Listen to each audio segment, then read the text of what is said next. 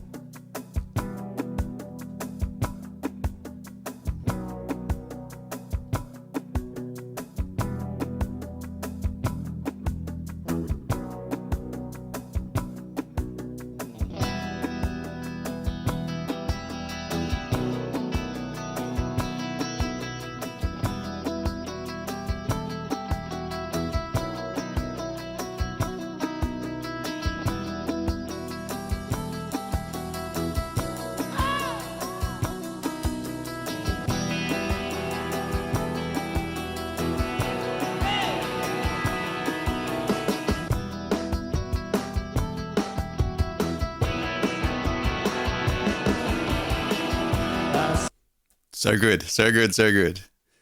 All right, let's scroll back a little bit. There's so much already has happened there. So we'll go back to the beginning. Starting out with percussion, he always starts with percussion. Onto his track 2 there. Oh, I made a little diagram. Let's have a look at that.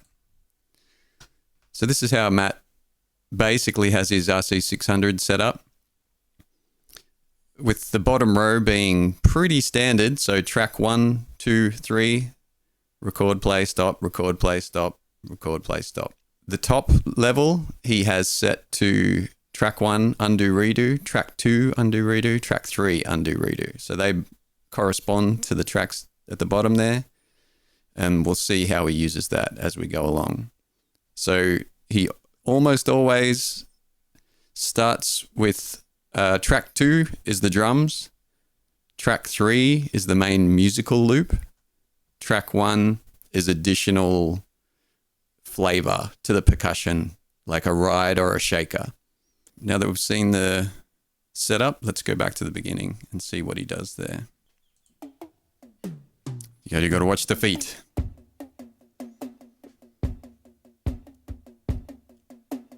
Track 2, start record, stop recording, overdub, basic drums, overdub some congas. Okay, so now we've got some percussion, some basic drums, and some more percussion, all overdubbed onto that track 2. And you see him just step on this expression pedal over here.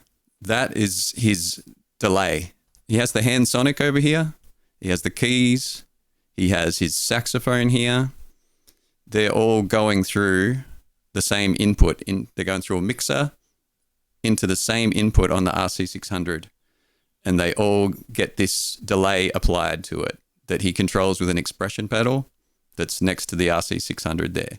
So you'll see him turn it on and off all the time. Even when it's already off, you'll see him just make sure it's off or on. For fills and things like that, he loves to have delay on for the fills. He takes it off for the bass. The guitar as well is going through that. So he turns the delay off for the bass and drums. He'll turn it back on for the piano, percussion fill and drum fills. He has the delay on.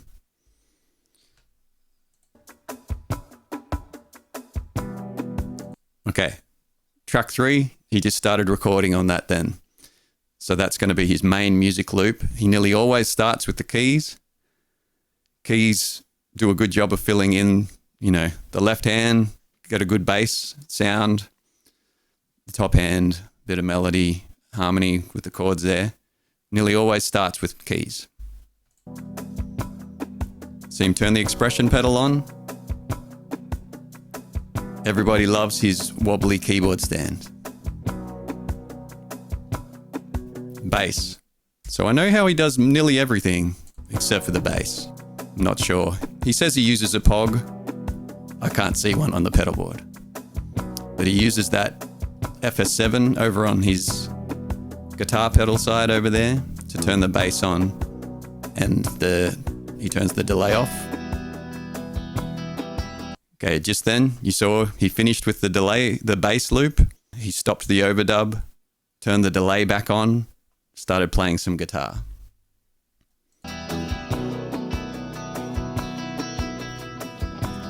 Overdub, guitar.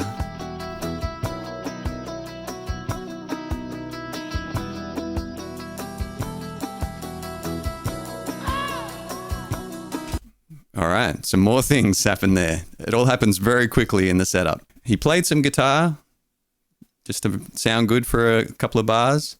He didn't record that though. Then he did record the ding, ding, ding, ding, ding, ding, ding as an overdub on track 3. So on track 3, we've got bass and that lead guitar part. Track 2, we've got all the percussion. And then, let's scroll back a little bit. So not recording, recording.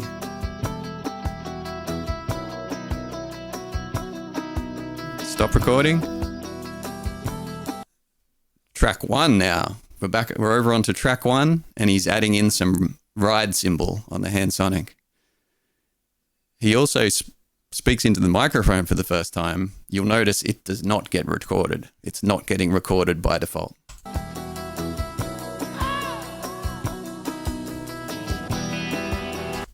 A couple of other things to notice. You might, if you've got headphones on or good stereo speakers, you'll notice that the ride that he's added in, once it starts looping, it gets really stereo spread. So he's got like a stereo enhancer on that track 1. You might also have noticed that he doesn't stop recording it. It auto stopped. So that track 1, he's got set up to just record for 1 bar and then automatically stop recording. Let's see that again. Okay, stop recording track 3, start recording track 1. It just records for 1 bar and then it plays.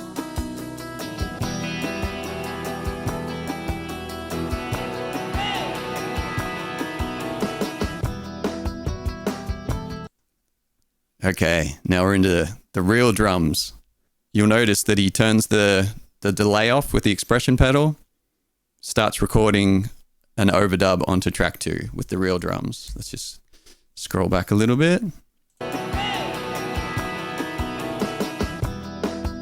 So he stops the ride cymbal, starts recording an overdub on track 2. Whoa! So much happens. So he stopped the ride cymbal, started recording an overdub of the drums on track 2, turned the expression pedal off, recorded the drum parts, stopped the overdub on track 2, so he's got everything he needs now on track 2. And the important thing is that the big drums are recorded last. That is so that he can undo, redo. So at any time he can press the undo on track 2 to take out the big drums and just leave a basic percussion part going. Basic, with the 3 layers that he had it earlier. That ride cymbal on track 1, he brings out in and out for flavor all the time at various stages in the recording. And then he turned back on the expression pedal to do a little drum fill. He's got like a stereo ping pong delay going so that he can hit it twice, but, and then it goes but. And so just by hitting it twice, he gets 4 drum hits at least. It's got a bit of feedback on the echo. Yeah, which really helps because he can just hit it and then it's still doing a drum fill by the time he's back to playing the guitar at the beginning of the bar. So let's just watch that, all that things that happened just then. Okay, just going to stop track. He's recording the main drum part. Does a drum fill. Now we're into singing.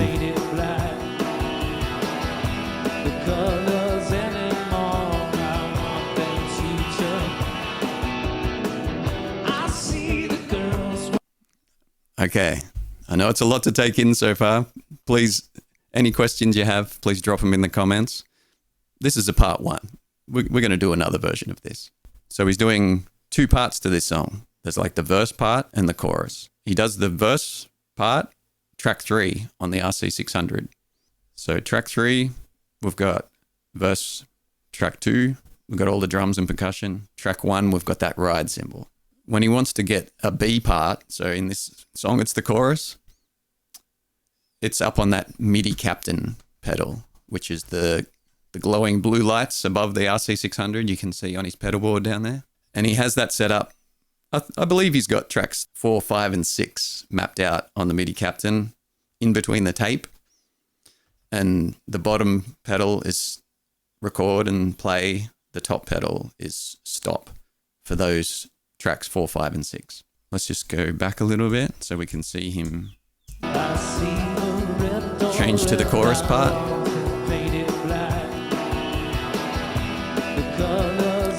So the important thing is he's going to press it to record and then stop.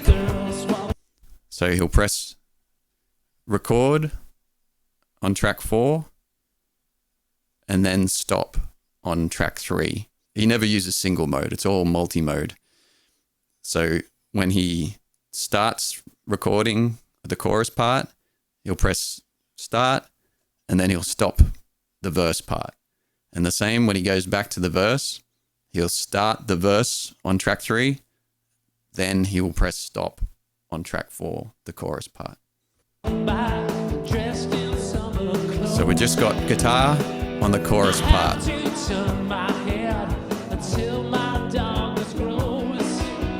Okay.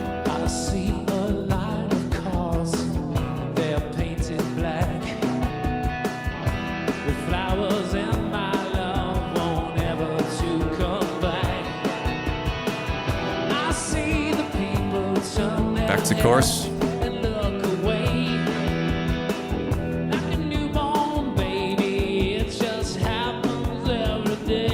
So this time we got some bass on the chorus part.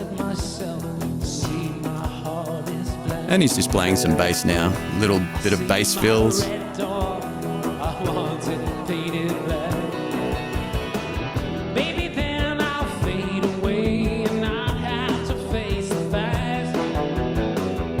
He's having some fun playing the bass. Now he's going to go back to track 3. Oh. See now, he just used the undo. So you can see the top lights. If it's green, it means it has something to undo. If it's red, it means it's got something to redo.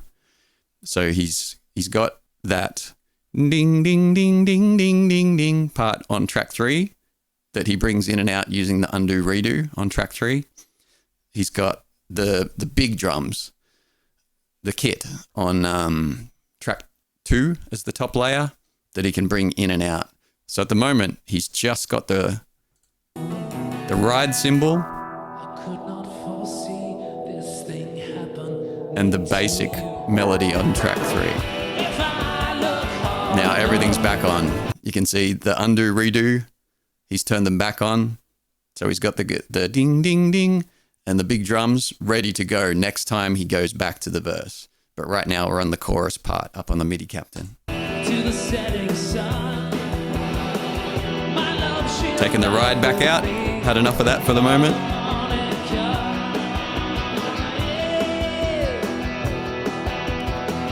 Back to the verse part with everything in.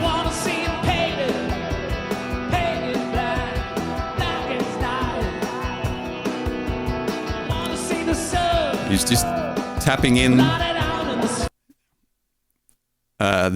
he's got a vocal pedal, a Strymon pedal over here that he uses for vocal delay.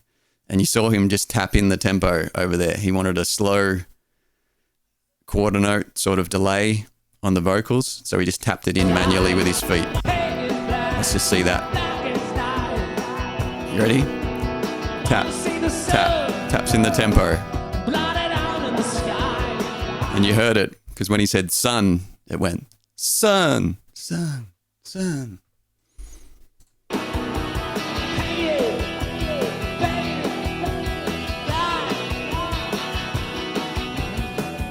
Just took out the lead guitar part again.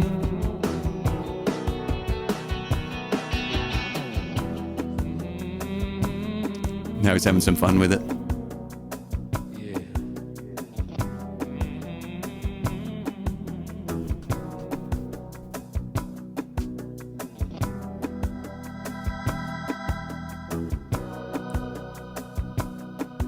Bit of organ. Mic in one hand. Brings the ride cymbal back in on track 1. He just recorded another layer to the verse riff on track 3. He put those chords in.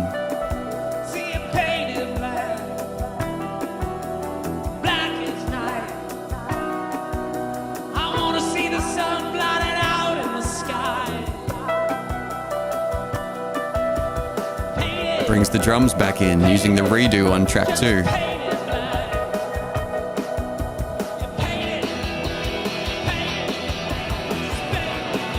Bit of overdrive on the guitar.